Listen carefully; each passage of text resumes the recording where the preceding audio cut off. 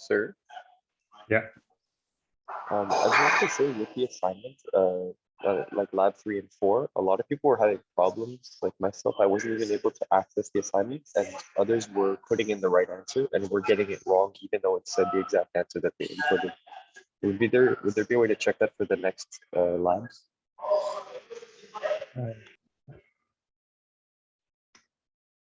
So which question is pragmatic?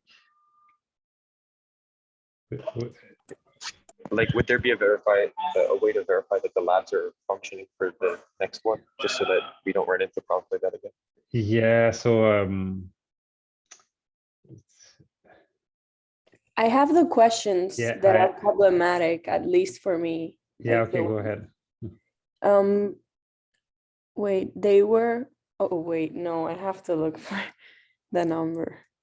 I have the question, like a picture, because I took a picture to show you like in office hours or something, but I need to look for the specific number of the question. But I have like a picture of what happened. Okay, so yes, malfunctions can occur. And yes. So I think it's the first year that this system is used. So yeah, some hiccups may occur. I'm sorry about that.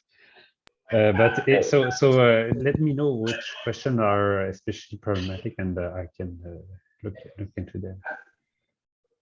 And sir, for my case regarding like the whole thing wasn't even letting me open it. Like I don't mind, it's not going to be worth that much. I'll do the other labs, but it's just like that. I just wanted to make sure that like it shouldn't happen again. But it feels like a little hiccup, that's fine. But it's so so you know. I'd like to be the programmer who fixes stuff, but so I can't. Yeah. I can't. It's beyond my power to make this sort of promise. But yeah, I can look into it and ask some people about it. Right. Thank you, sir. Okay. So welcome everyone. Let's continue where we were. So I'll share the screen.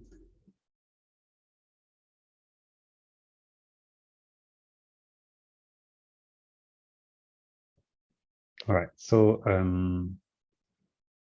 yeah, so we were basically done with so we had discussed quite at length about how difficult it is to control rents, because if you basically if you want to prevent the price from going up, then it may discourage new builders from building houses, or they may want to try and change the house in some way so that the person is going to leave anyways, or then they may decide to, okay, I'm just going to not improve the house because anyways it's not worth it for me. So it's complicated. Yeah, so basically the free market would be key, but here you see that if you impose some maximum price, then this is instead of getting a certain quantity, then you would like renters would like to have a quantity Q2, but people who build houses or apartments, they just want to provide Q3, so you get this excess demand. And yeah, in the long run, in the short run, maybe it doesn't appear too fast, but as years go on, then you get housing prices.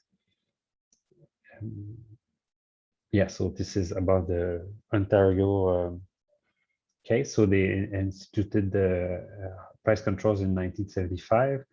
I believe in Quebec they've existed for a while too, and yeah, so they've started to see acute housing problems in the 1990s. In Montreal, we've had them, I believe, 5 years ago. Maybe there was a big moment where we lacked apartments. Now it's with the COVID, it's different. There's a lot of excess buildup, but yeah, still it's not that easy for middle-income families to live in Montreal. So yeah, who gains, who loses from rent control? Existing tenants, of course. If I'm already in my house and there's a law that says the price of my house or the price of my apartment cannot go up, then I'm very happy about it. Landlords are not so happy because then they don't get the same income as they would have otherwise. And potential future tenants are not happy because these people are here. So they would like to be to enter in a new apartment, but they cannot because the supply is too low. So we would say that those are the outsiders. So these two groups lose, but these ones gain. So that's essentially a transfer, but also a source of inefficiency in some ways. So these people gain, but also these people lose, and the total efficiency of the market is reduced because of that. That said, as we've discussed, there may be many reasons why we still think it makes sense to control rents. And many different ways we might want to do it.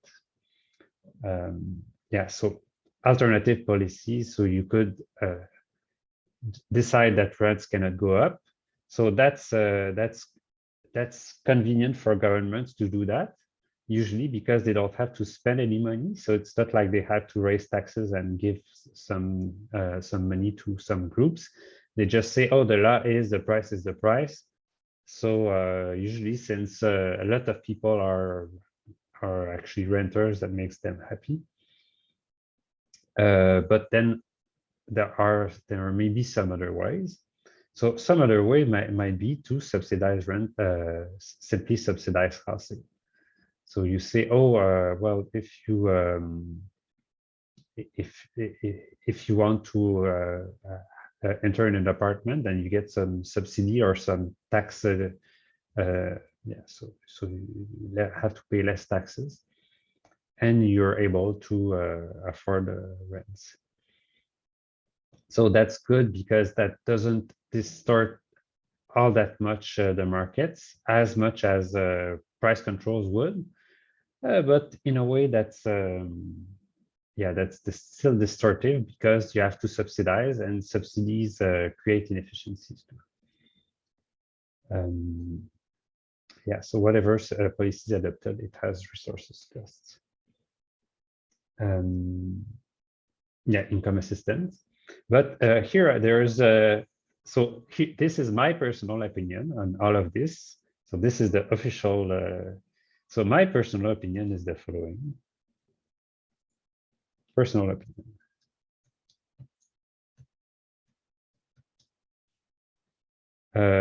Well, I'm not saying that's the case, but I'm saying that's something we should think about. So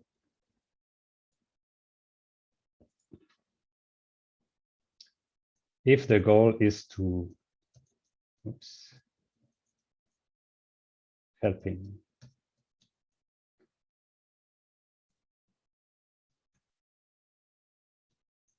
poor families,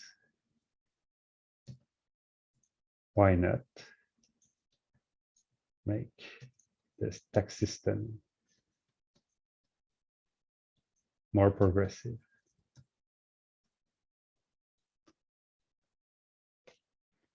So that because in the end, what you're saying there is, okay, I'm going to help you for this specific reason is I'm going to help you to find an apartment in a big city like Montreal or Toronto or Vancouver.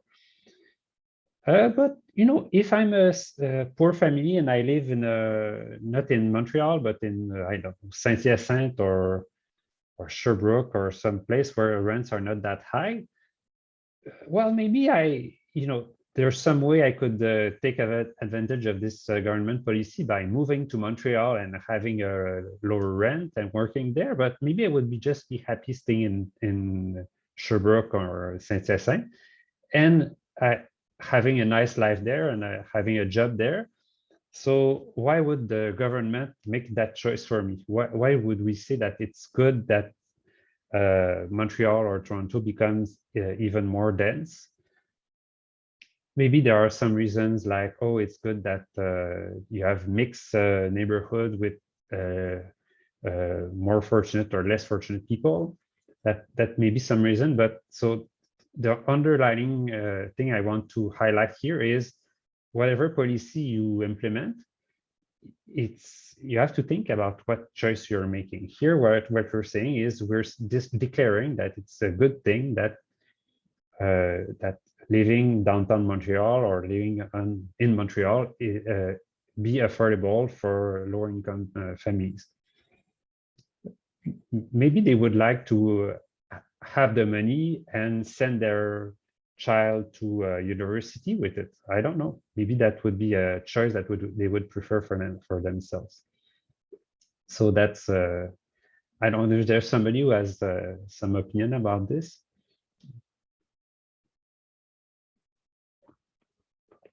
Or maybe some question about what we just talked so far.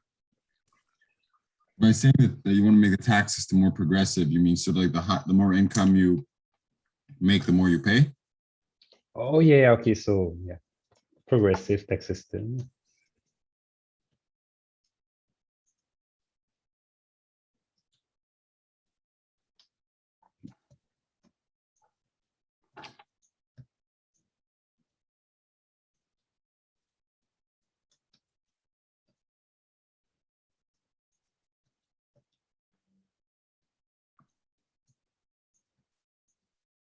Yeah, so that's a good point. I have to define.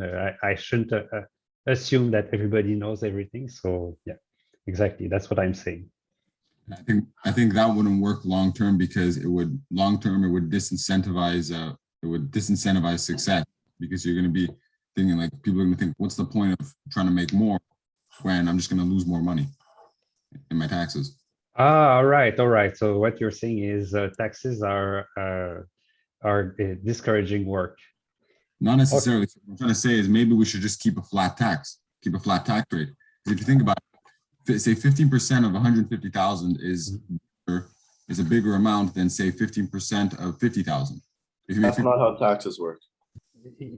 Oh, I didn't know I was opening this kind of worm. You're getting into the difference between the marginal and then the actual amount of tax you're paying. Okay, so I think so. Yeah, just on the. So I have 3 points about. So I'll just make 3 points and then we have to move on. Of course, we're not super in advance. So just about taxes in general. So whatever. So it's perfectly true. Whatever you tax, then it's an extra cost of this activity or this good. So if you tax work, then people work less. If you tax consumption, then people want to consume less. Whatever you tax, people want to tax want less of it. However, in terms of work, it turns out that it's quite inelastic. If you look at very rich people, they work a lot. It's not like, oh, once I make 200,000 a year, I just decide I want to retire. No, rich people usually work because they're people who like working a lot. And if you tax them more, they're very unhappy about it, and they declare it in the newspapers and such. But they still go to work every day. They still like making money. But the thing is, they may try to escape taxation, as we maybe some of you have heard about this Pandora Papers story, where it's absolutely true that rich people, they still work a lot and make a lot of money. But the thing is, if taxes are higher, then they may escape to some other country for purpose of tax avoidance. Last point.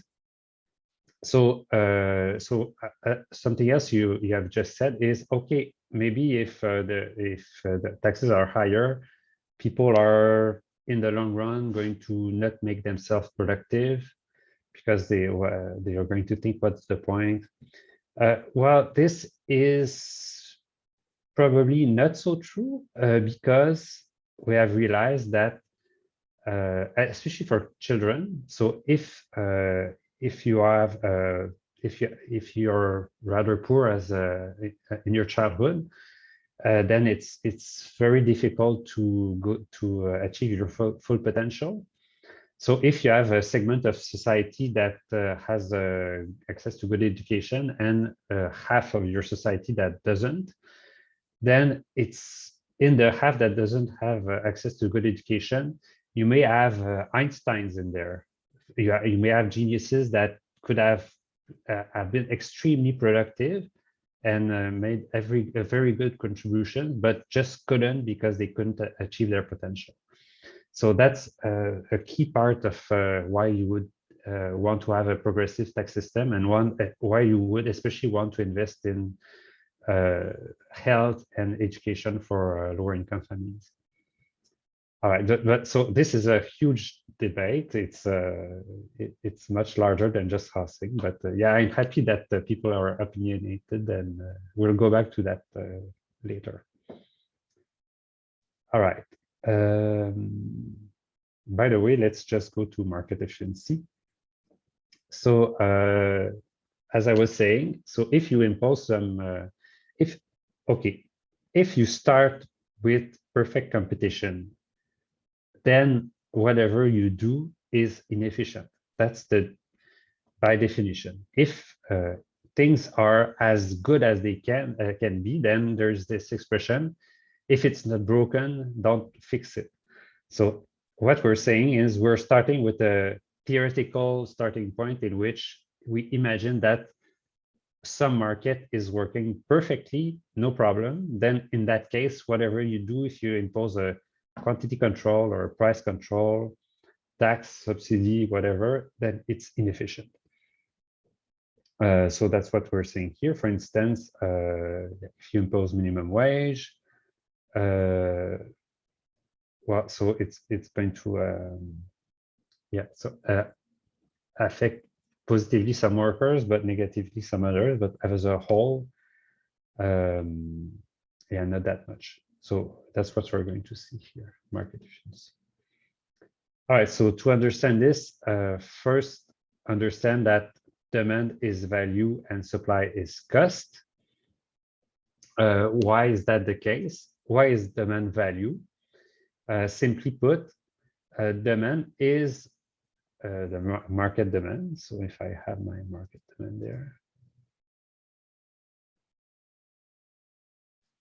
all right, I'm going to use this is more precise.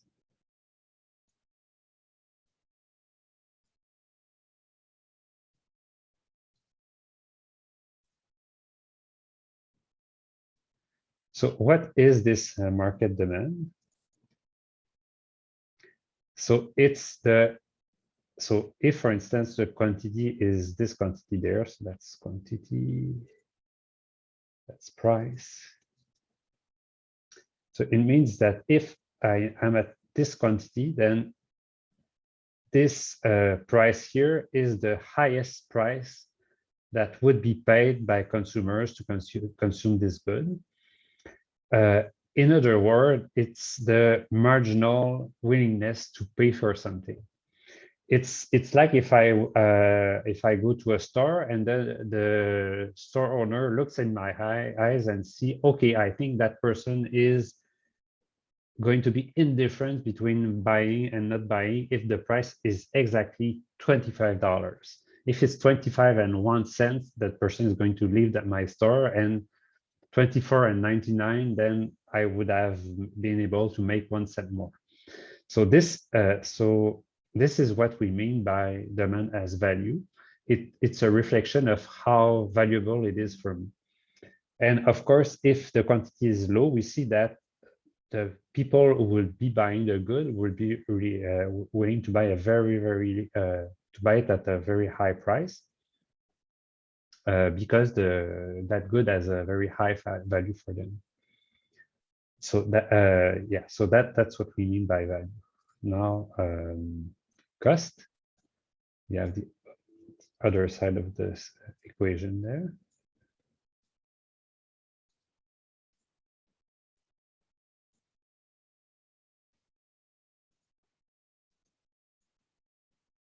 All right. Now, what is cost? Cost is the highest price that the producers or supplier are, sorry, the lowest price that the producers or suppliers are willing to accept in order to sell a certain quantity. So if the quantity is, I don't know, if this was 4, then the highest price it would be willing, the lowest price it would be willing to accept is this price right there. What does that reflect? It reflects the fact that they're trying to make a profit and that markets are in perfect competition, meaning that imagine that there's some firm out there that makes bicycles at and they sell them at $500. And then I realize that I can make the same bicycle and sell them at 450 and make a profit. Then that's what I'm going to do. I'm going to go out there and start selling my bicycle, maybe not at 450, but 475. That way I can gain the consumers that would have bought the same bicycles at 500. So I can attract them to me and still make a small profit of $25 per bicycle. And I'm very happy. I think I'm smart, but then there's some other competitor that sees, oh, well, I can actually do the same. I could also make a profit at 250. So instead, I'm going to buy them, to sell them at 255. So I'm going to attract that firm, that other person's customers. And you see that there's this race to the bottom to reach the perfect efficiency at which there's almost no profit doable. And so really the supply curve is the minimum price you need to have on the market so that firms don't go bankrupt, basically. And this is a feature of having perfect competition.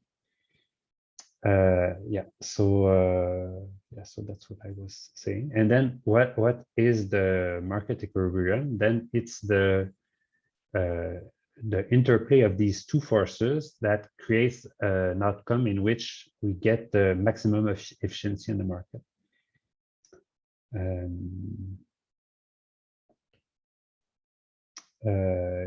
So that's what I was saying there. So you can read that if you want.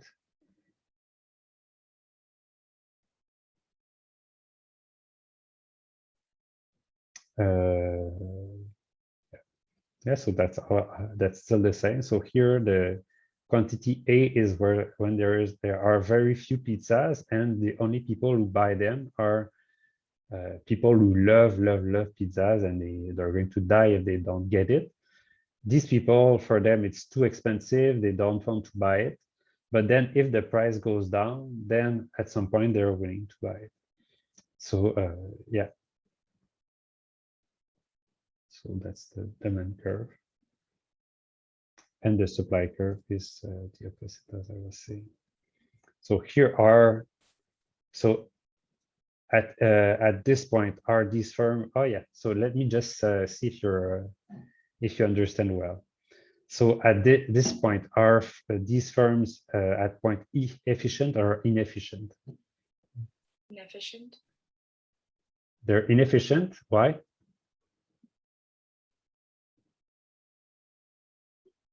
They are not making profit.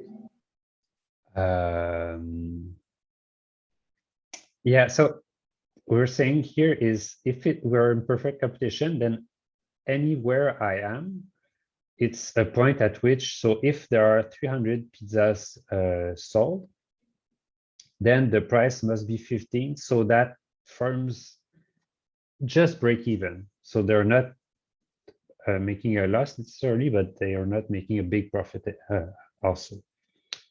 So we can go to a monopoly case later on or in inefficient markets, but here we're in a perfect competition. So here you're saying that these firms are inefficient. So can you say a bit why?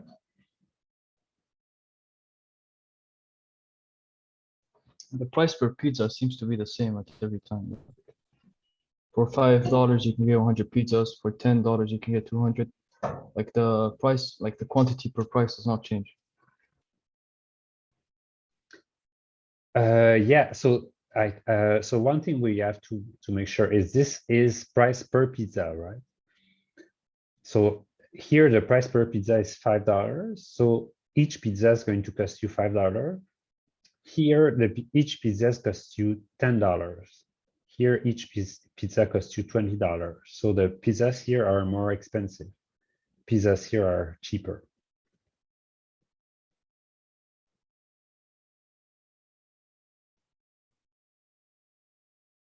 Okay, so let me tell you what I was where I was going with this.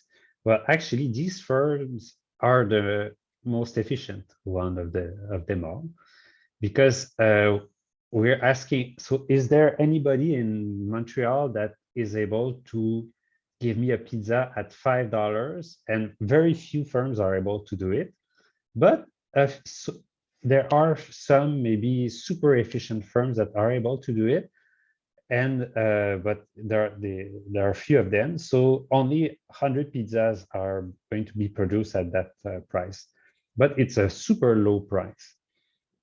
Then if I were to ask, oh yeah, but actually I think the total number of pizzas that should be produced in Montreal is 15 sorry, 300 pizzas, then there's no way that I can find as that much pizza producers that would produce me pizzas at $5. They would have to charge $15 for them.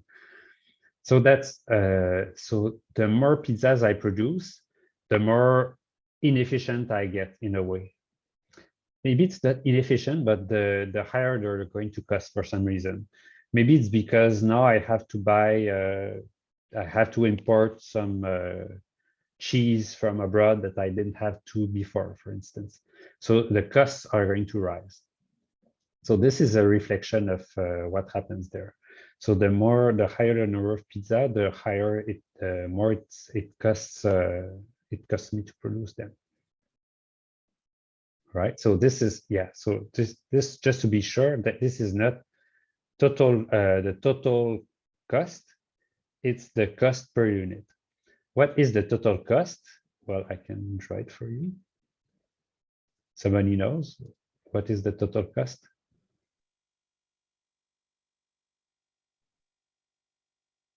So if, for instance, I produce 300 pizzas at $15 per pizza, so how much in total will be spent on the pizzas? 4,500. Yeah, that's perfect. So that's 300 times 15. Yeah, sort of. If I try to get my square right. Yeah. So this is the total amount of money spent on pizza. So it's 300 pizzas, 5 times 15. So that's 4,500. Exactly. That was perfectly well computed. Yeah. So you see that if we go to a higher number of pizzas, if we were able to always produce at the same cost, then you would just increase from 300 to 400 and it would always cost the same. But you realize that it's not possible. If I want to produce 400 pizzas, each pizza is going to cost not 15, but on average $20. So that's much more expensive. Is that because the firm isn't as efficient to produce it at 15? Yes, exactly. It's what this reflects is increasing marginal cost. Yeah, that's yeah. So I'm going to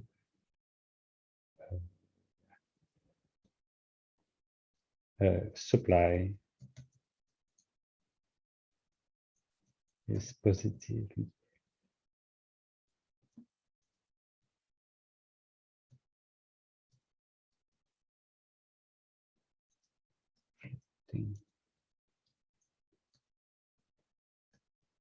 Increasing marginal cost.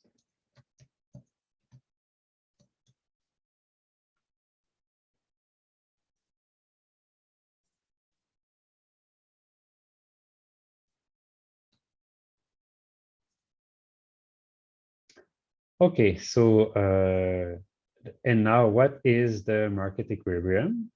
So as we've said, the market equilibrium is the point at which there is no excess supply, no excess demand. So the quantity that suppliers are willing to supply is exactly the same as the quantity that consumers are willing to buy at the same price. So here, what is this equilibrium price? It's 12.50, and the equilibrium quantity is 250. If the price is this and the quantity is this, then consumers are happy, suppliers are happy, and there are no extra pizzas that you have to throw in the garbage, and there are no consumers who would like to have bought the pizzas, but for some reason couldn't find it.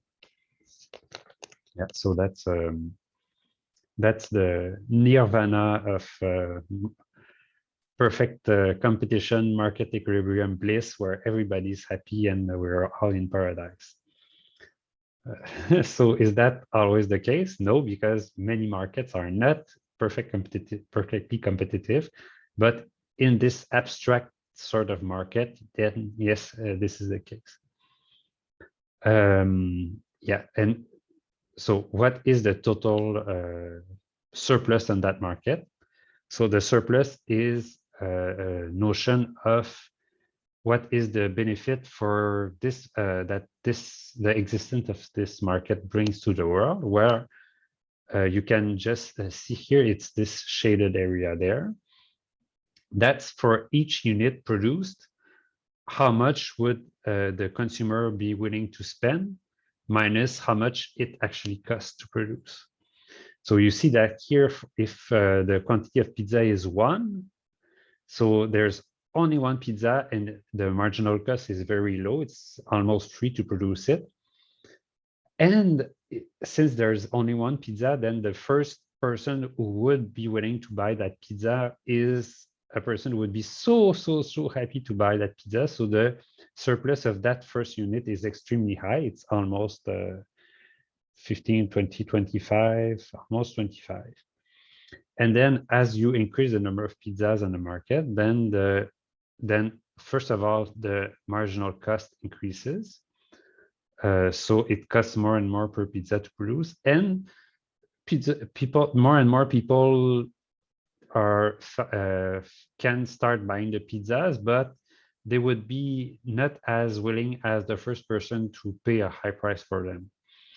So then how can we know that this market equilibrium is the best possible outcome of this market? Well, let me just go closer there.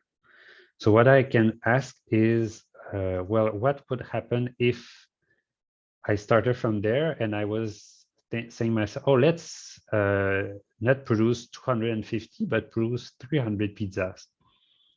What would I get as outcome? So I would be here. So what would that be an efficient outcome in the market? Nope. Why? Because you have like more supply than demand for the price. Can you phrase? I think you're on the right track, but can you phrase that differently? So the quantity is 300, and how can you say that this quantity? Oops, this quantity is inefficient? It's inefficient because it's lower than the equilibrium point. Is that lower? Is 300 lower?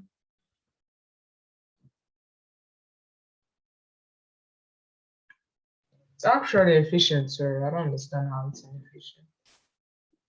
Yeah, so that I'm asking for explanations there. Because the price is 15, and so the number of pieces have increased, so 300.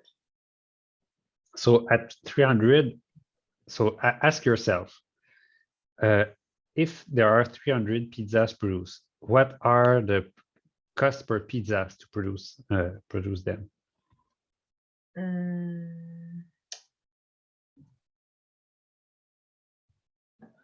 So 4,500. Cost per pizza.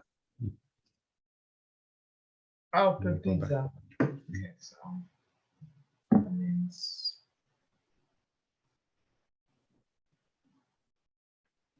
It's just 15. Yeah, it's exactly. It costs 15 per pizza to produce. And how much are people willing to buy to pay at most for pizzas if you want to sell 300 of them? is it 20? No, it would be there. People will be willing to pay 10 for pizza if there are 200 pizzas in the market. Exactly. So you see that each pizza would cost me $15 to produce, but people would be at most willing to pay $10 to buy them because there are so many pizzas, they don't care all that much to buy them. So it I don't means, understand, sir. you understand? I don't get it now. Yeah. So if we were to decide, if I was the government or the central planner or God or whatever, and I could decide, oh, let there on this market be a number of pizzas of 300, then at that quantity, for the suppliers, it would cost $15 per pizza to produce. But for consumers, they would get, well, a bit above 10, but let's say 10. So they would be at most willing to pay 10 to buy them. So it means that this outcome would be inefficient because each pizzas would bring less happiness than its production cost. Why is it at 10 that it's gonna be efficient? That's the point that I'm not getting. So here, the demand reflects the maximum willingness to pay of consumers. So you just look at 300. So where does 300 intersect the demand curve? They intersect it here. So you see that here, what is this value? That's 10. So people are at most willing to pay 10 because there are too many pizzas in the market. Let me show you another outcome. So imagine that I didn't decide to produce 300, but 200. Then would that be efficient or not? Yes. So what is efficiency? Efficiency is when the market was able to generate as much surplus as possible. Here, what happens? Well, if there are 200 pizzas produced on that market, then the willingness to pay of consumers for pizzas would be $15 per pizza. So here there are too much pizzas, so people don't. At some point, they want to have a different meal. They don't want to eat pizzas all the time. Here there are only 200, so you have 50% less fewer pizzas, or maybe a third fewer from there. So so people are more willing to pay for pizzas than before because they have less of it. And suppliers, for them, it doesn't cost all that much to produce. It costs only 10 per pizza to produce. So here there's the surplus per pizza is positive. But is it efficient?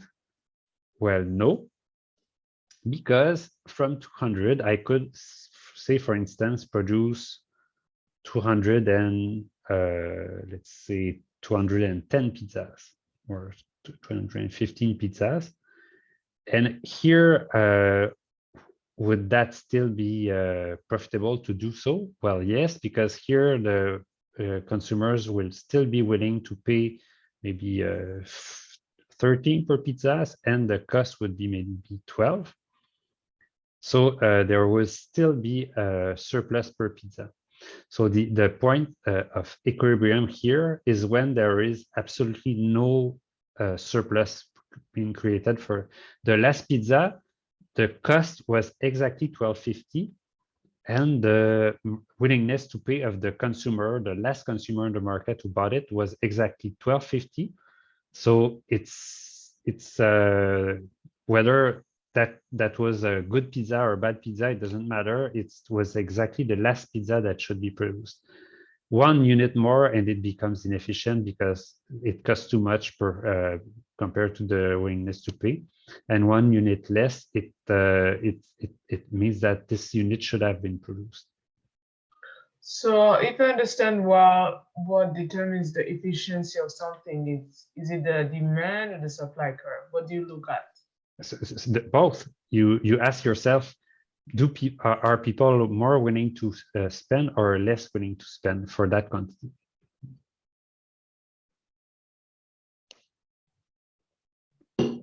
So here, so you compare the blue line. So blue line is how much people are willing to spend. Red line is how much it costs. Here, for the first pizza, people are willing to spend a fortune on it, and it costs almost zero.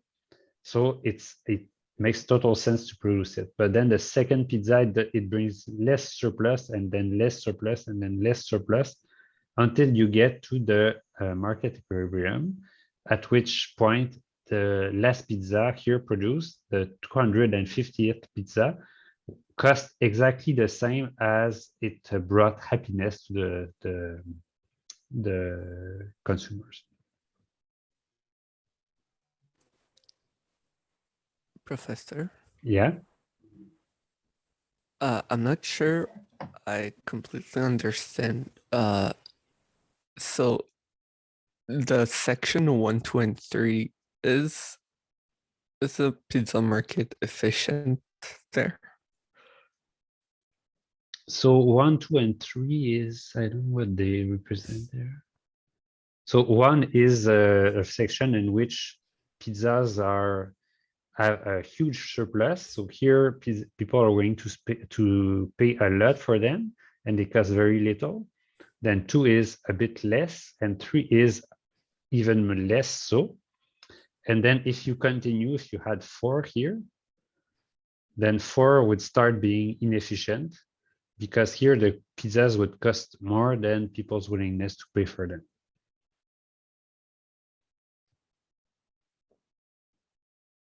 Oh, because I thought the market was efficient only when it was at equilibrium. Yes, it's only efficient when it's at equilibrium, because if say if there were only 100 pizzas produced, then the world wouldn't be as happy as it could, because it would be possible for suppliers to supply pizzas still at low price, and at that price people would be willing to pay much more than the production price. So if the government were to say, oh, there are only the maximum number of pizza is going to be 100, then that would make all these people unhappy. So all these would be transactions that would be worth it of making, pizzas that would be worth producing, that would not have been produced. So the economic surplus is maximized at the equilibrium quantity. Yes, exactly. Yes, exactly.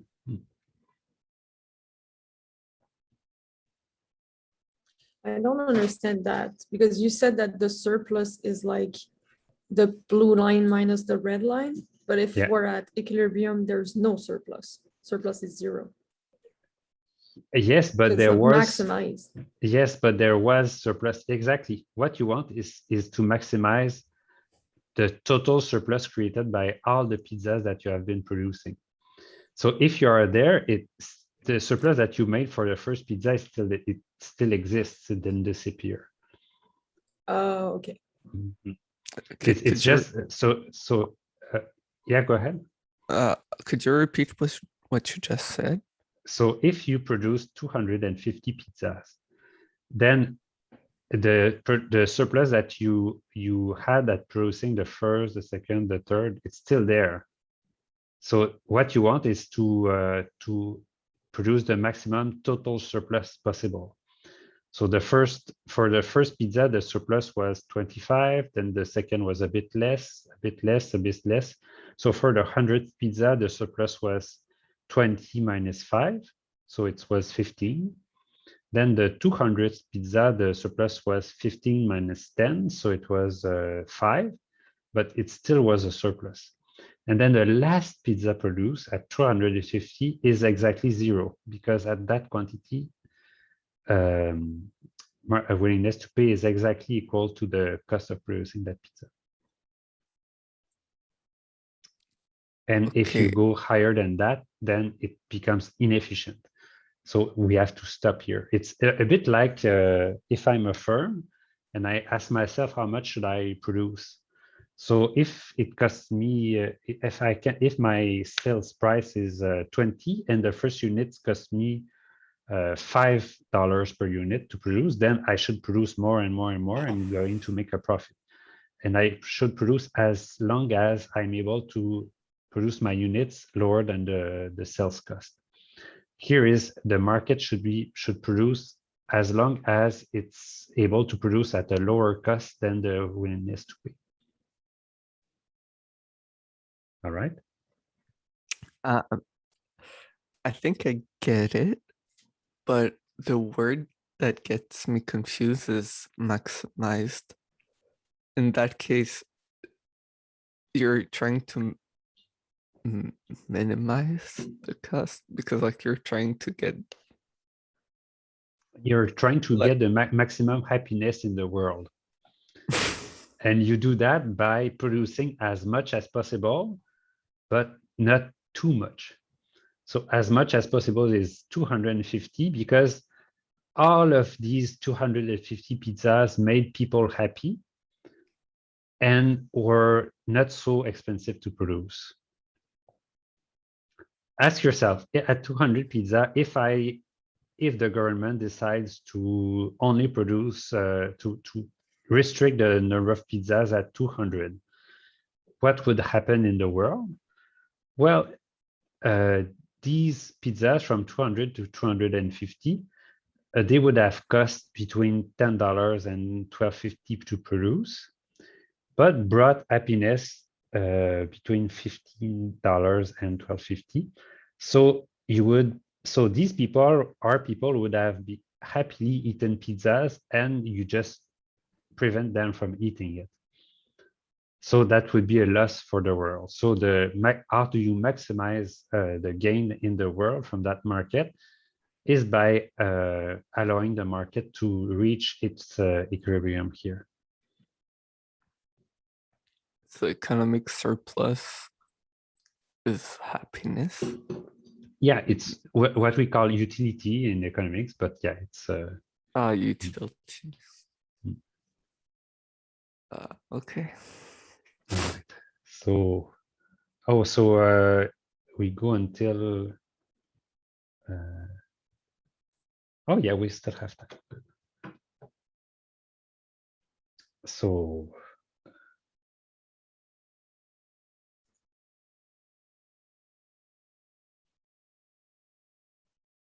Yeah, so then maybe it's going to become clearer if I introduce price controls. So this is the kind of price control we were talking about. So if I say here impose a price floor, so I say that the equilibrium price is P0, but I find as a government that it's too low. So I think the price should be at least P1. So you would have that, for instance, to help farmers. Then what could happen? So suppliers would be willing to supply a very large quantity at that price, but consumers are not that willing to buy at such a high quantity. So the quantity that they're willing to be buying is Q1 instead of Q0. And what is the loss from this? Well, it's, as we were saying, all these units that would have brought some happiness to people and a higher happiness than the cost of producing them. So then this shaded area is what we call the deadweight loss. It's the measure of the inefficiency in the market. Does that make sense? Yes. All right. Then again, this is since the market was in perfect competition. Now, if I impose not price floor, but a price ceiling, so then I think, so this is, for instance, to help people who afford their apartment rent. So we say that the rent of the apartment cannot be P0 is too high, so let's put it at P2. But then here, what happens? People would be extremely willing to rent an apartment at this price, but here the quantity that the market would be willing to supply is actually much lower. And here it's always the smaller quantity that wins. So the quantity actually supplied by the market is Q2. And yeah, so again, what we see is inefficiency introduced in the market because all these units here from Q0 to Q2 to Q0 are transactions that will not occur on the market. People who would be willing to pay a bit more to rent the apartment, and landlords who would be willing to rent an apartment at this price, for instance, but that will not be able to do so because of the rent control. So it's again this loss of inefficiency in the market, this loss of efficiency in the market. Yes, all these units where the willingness to pay was quite high and the cost was quite low. I have a question, sir. Yeah. So price ceiling, guys, what does it mean? Price ceiling. What does what mean? Price ceiling, the one that price ceiling. Price ceiling is a maximum price. Oh, okay. So what you're saying is the equilibrium price is P0, but say the government says, oh, P0 is too high, rents are too high. So if, for instance, the NDP had won, then they would say, oh, price is too high, let's have a lower price for lower income family to afford rent.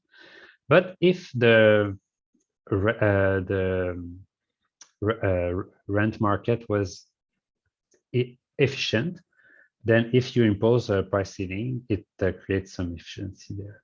So somebody raised their hand. Yeah. So when the price ceiling, like the production falls from Q0 to Q2, that still means that the firm will still be making like more money than they expected because the demand is still up there, and just like the pizzas where like people are still willing to pay a high price even though it's pretty low, so it's still not too bad for the firm.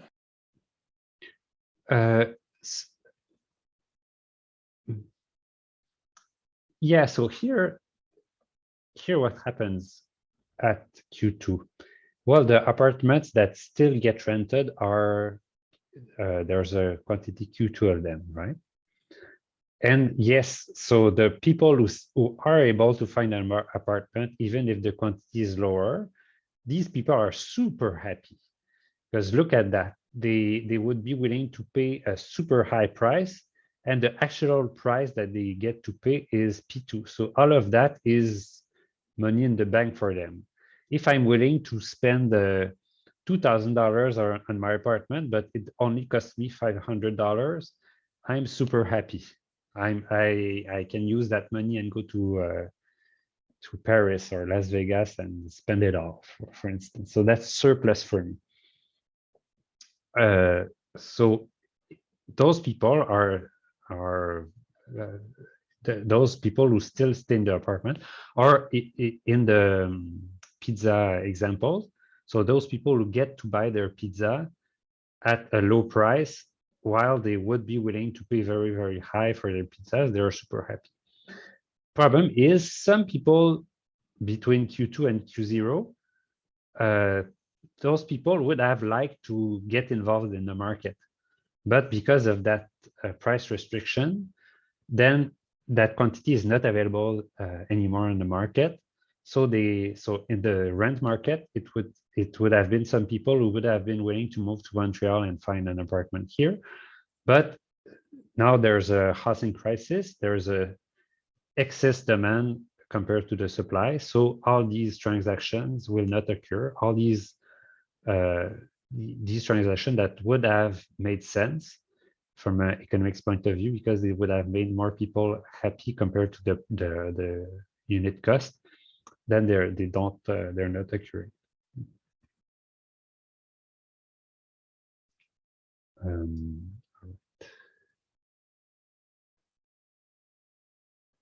Lastly, quotas. And as you can see, quotas, price ceilings and price floor, in terms of effect on the market, it looks almost always looks the same, right? Oops. So it's always the same thing that happens. The Q0 is reduced to, say, here it's Q1, here's Q2, here it's Q1, but it all looks the same. It's so oftentimes you're going to see that the efficient quantity is the largest quantity possible, and then something happens. Here it's a quota, and we say, oh, the quantity here is at most Q1. So again, you see that some transaction would have made people happy and they don't occur. But sir, does that mean that the price will be P1, or is it gonna be where sort of the pink line is? So that's a super good question, and something that I asked myself the first time I saw this. So I'm going to say it. So yeah. Here. Yeah. Oops. Impact of quota price increases to P1. Why? So what we assume is that so imagine it's farmers. So farmers say, oh, we're going to set a maximum quota on the total production on the market. So why do they do that? Because they know that if they do so, then they're able to charge a high price for it. So what we're going to see is suppliers. But the government can also put a quota, right? Yes, but they put a quota because the farmers asked them to do so.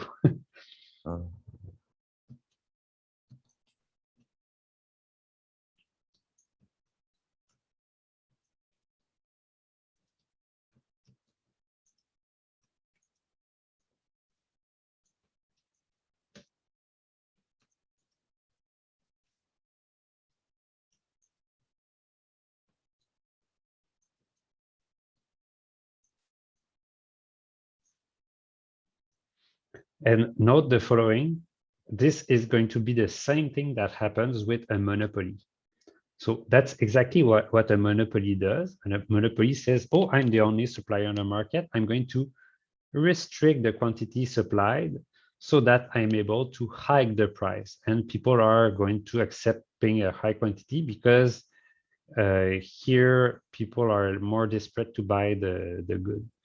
So we're not there yet, but that's where this is going. So example, farmers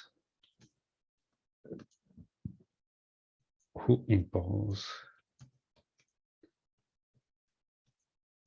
on milk or other farm products. So for us, we may say, well, milk, who cares? It just costs $2 or $3. It's not the end of the world. Yeah, but for poor people, it matters. if poor people could have gotten their milk at $1.50, and now because of the quota, it's $2, it makes a big difference for them at the end of the month. And they might decide, oh, I'm not going to buy milk for that. So these interventions matter for people. I have a question, sir. Yeah. So what happens when you go to the right of the equilibrium? So can somebody answer that? I think I think it will be good because it doesn't change the equilibrium. We will reach the equilibrium anyway if the quota is at the right of the equilibrium. So I think the right of the equilibrium means like some quantity there, right? There will So be an excess surplus, no? yes. So if we go there, so if we were to force people to buy stuff a certain quantity, so at the equilibrium quantity, the quantity would be Q0. But if for some reason the quantity was here, then why wouldn't it be good? Well, because at that last unit there, that last unit cost very high price to produce, but generated a very low happiness. So here there's excess production in the market. It would have been better to not produce this thing. So it's like in China, for instance. Now they have so they're big real estate company. What's the Evergreen? They have produced so many apartment buildings, but nobody wants to live there. So the happiness it brought to the market was very low compared to its production cost. So it would have been better to produce fewer apartments, because nobody wants to live in the apartments. So Isn't it what they're running into a cash flow problem? Oh yeah. So it's huge, many different things that we could be talking about. I'm just saying that if you produce too much, then people don't want to buy it, and it costs much to produce. So that's Evergreen is a huge question in itself. So what would it be called? Oh, so excess production. If we're on the right from the right of the inefficiently high production. I'm not saying it's excess demand or excess supply. This happens when you have price controls. Here, I'm just saying if there's something that happened that made production be higher than E, that will mean that that's production that shouldn't have happened before. That shouldn't have been the case. Thank you. So I have a question. So the more we go at the right, the more it's gonna be inefficient, right? Yes, of the right to the point E and Q0, yes. Okay. What is a quota? Is it like a minimum amount that quantity amount that the supplier should supply, or? It's not minimum, but maximum. What we're saying is on the market, there cannot be more than Q1 units produced. Yeah, quota, maximum quantity allowed on the market.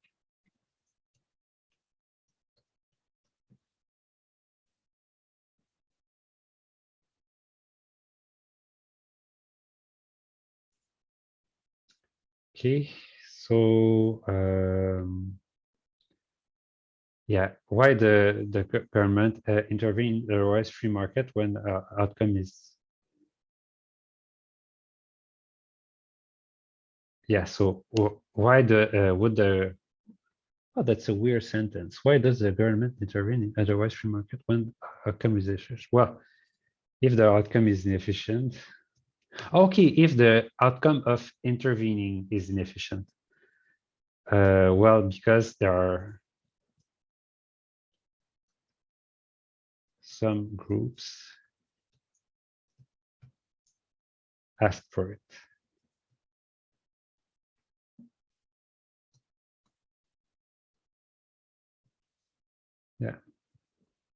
Yeah, this special example, farmers, poor families who rent apartments. This kind of thing. But so in many cases, it makes sense to intervene because the free markets are not efficient from the starting point. So big reason to intervene.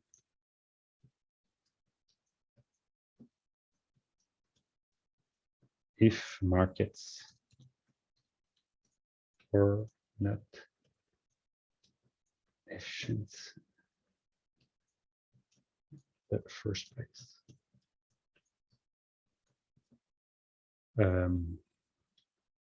Example, monopolies. We'll see this later.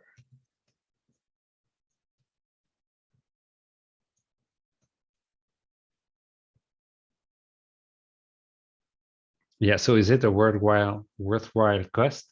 For farmers, it's worthwhile for them. They're happy, they have a better income, but for the public, it's not good. And some economists have said that for years that they shouldn't control prices, and they shouldn't have quotas in these markets.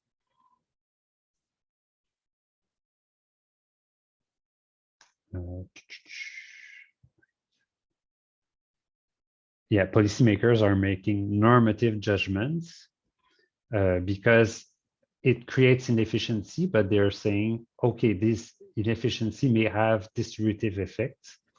Yeah. Why?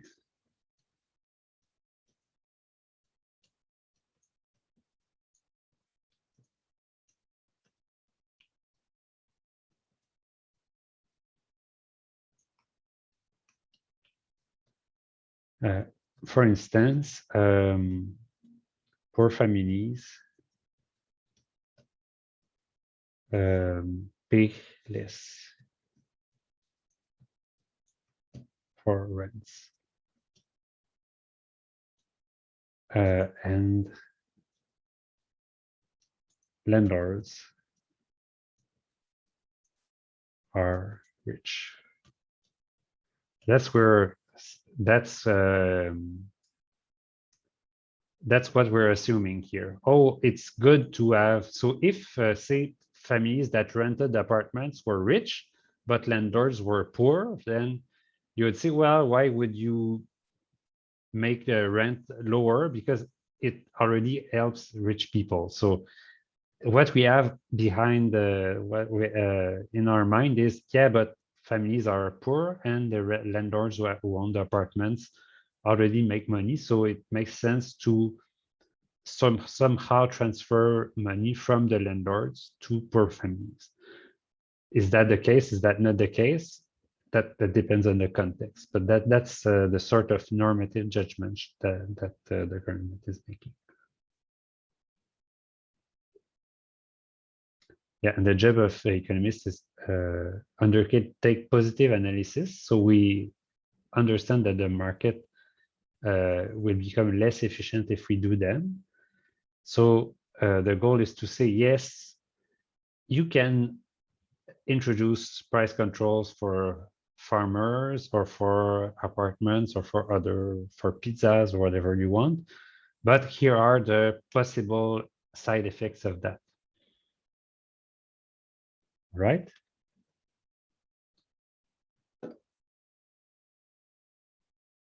Question about this part of the class? I have a question, but it's if we go back to the economic surplus. Yeah. You tell me when, this or this or this or this? Economic surplus in the pizza market efficiency. Yeah, there so we go. this one. So it's written that economic surplus is maximized as at the free market equilibrium quantity. So at the equilibrium. But like maximized means that there is a lot of, like there's the most of something. Yes. But at the equilibrium, like on the graph, looks like there is the least of surplus at the equilibrium, not the most. Why the least? Because there's the most surplus when. Well, here, for instance. Yeah. Okay, so do you understand? So are you good at calculus a bit, or? Yeah. Okay, so let me just using calculus. So people who don't understand calculus, forget about it. So, oh yeah, it's not easy to write this down. Yeah, surplus is the integral. I'm just writing it in Word, but I would write it in math if I couldn't write math symbols from 0 to q. So 2 star, for instance. So this would be 200. So of the marginal willingness to pay.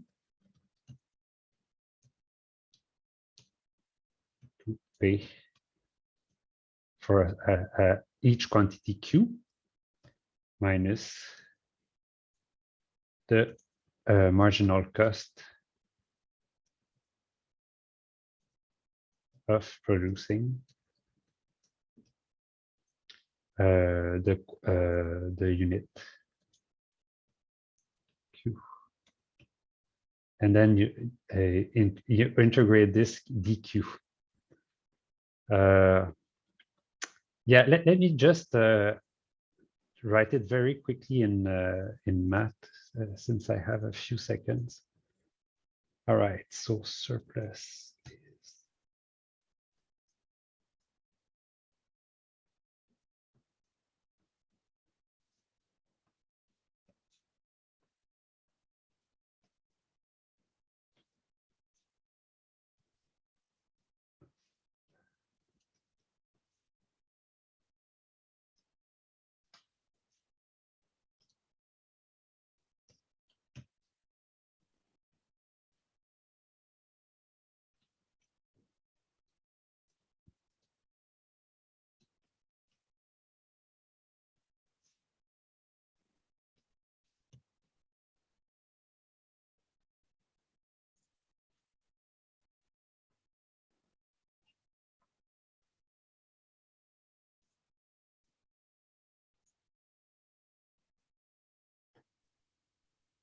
okay. So yeah, here it is.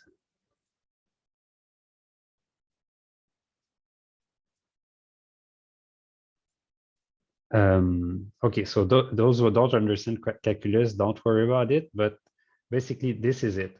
The surplus is the integral of the surplus generated by each unit. So for a certain unit, so the surplus is the marginal willingness to pay for that unit. It's the demand, it's D of Q, minus the marginal cost of producing that unit, it's Q. Or the supplier, S of Q. And you take the integral for all the units you produce from 0 to Q. And this is what you want to maximize. So of course, if you take the integral from 0 to 10 units, then this difference there is going to be very large, but the integral is going to be on a very small quantity. What you want is to have the maximum quantity possible included in the maximum size of this region there. And you get this as long as this difference, dq minus sq, so demand minus supply, is positive. And you should continue as long as it's positive. But here, what happens when you are when the quantity is larger than the equilibrium quantity, then this difference, dq minus sq, becomes negative because sq becomes larger than dq. So you went too far. I don't know if that helps. I have a quick question. So hypothetically, every single point onto the left of the equilibrium would give the same results as if the quantity was the exact the same as the demand. It's just less is supplied, but people are paying more for it. Say that again. I'm saying, so everything to the left will average out to the same amount as if you were to supply the same amount as of the demand, because demand is higher for everything to the left. Yeah. Yes. So what you think in your head is, I'm going to order every buyer in order of willingness to pay. So the first person who's super willing to pay is here. And I'm going to order every firm in terms of their marginal cost of supplying this good. Here are the firms that can supply the good at very, very low price, for low cost. And here they become less and less and less efficient. So if you do that, then you match them together and you match buyers and sellers together until there's this marginal seller there was able to supply it at exactly the same price as the marginal buyer was willing to buy. And then if you continue, then these firms are inefficient and these people don't care too much about buying it. So it's inefficient. I don't know if that helps. So as long as there is economic surplus, even though it's not maximized, the economy is still efficient. Yes. So what we want is to maximize it. So even if we produce at 300, there would be economic surplus because we would have lost some surplus on these units there, but gained some surplus on these units there. So the net surplus would still be positive. It's just not as high as producing exactly here, where we only produce for units that generated a positive surplus and didn't produce any unit that generated a negative surplus. So I think the confusion is between marginal and total. So total is the area, is the integral. It's what we're trying to maximize. And marginal is at the instantaneous value. So at every point, what is the difference between the marginal willingness to pay or the demand and the marginal cost or the supply.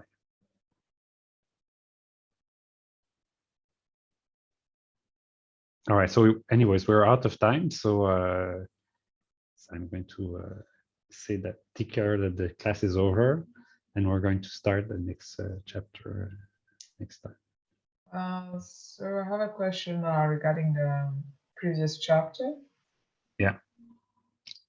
So if I may ask.